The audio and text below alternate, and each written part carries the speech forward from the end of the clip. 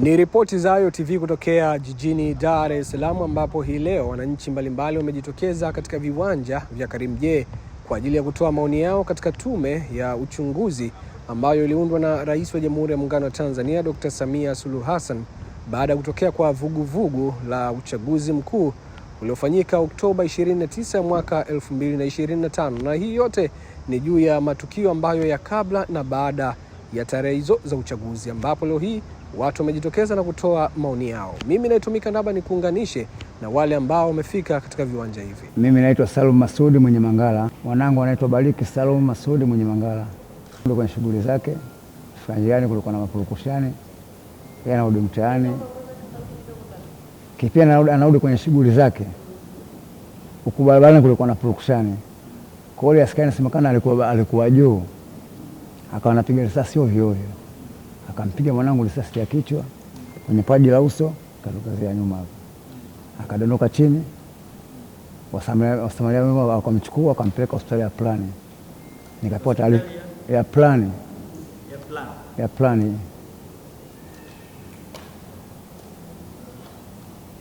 Nikapigiwa simu, mwanao amepigwa risasi amedondoka. Nikaenda eneo la tukio nikakuta kuna madamu pale. Yuko wapi? Kapelekwa nani Plani. Nikaenda mpaka Plani hospitali. Nikakuta mwili wa marehemu, nikamfumba mpaka macho. Daktari pale akanichukulia maelezo, unaitwa nani? Nikamfahamisha naitwa Salum Masudi mwenye Mangala. Huyu nani? Mwanangu. Anaitwa nani? Anaitwa Bariki Salum mwenye Mangala. Naishi wapi?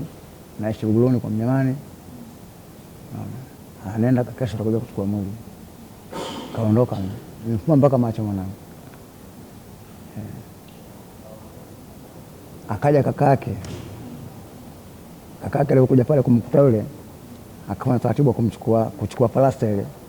Akaandika jina lake, akaandika jina lake yeye, na akaandika na namba ya simu.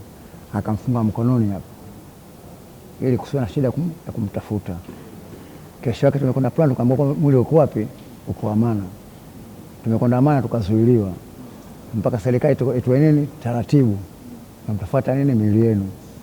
Naweka chanzo kufuatilia sasa. Kesho yake hakuna kitu. Tukaanza kuzuiliwa katika hospitalini sasa.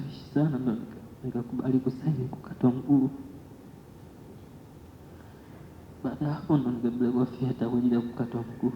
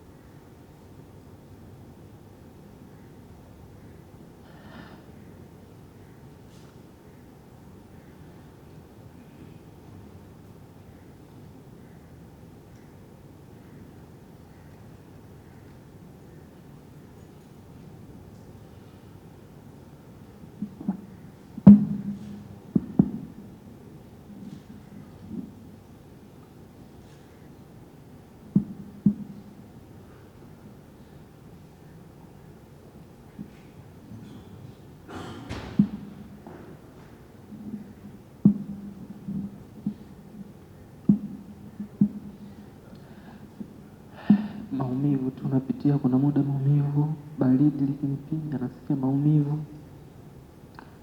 Kuna mtu nasikia kana pigwa na shoti. Kuna muda naweza nikajisikia kama nina mguu. Kwa hiyo nasikia maumivu yani. Nilimwambia daktari, akaniambia itakuja itaacha, kwamba mguu bado, mishipa bado ina sense.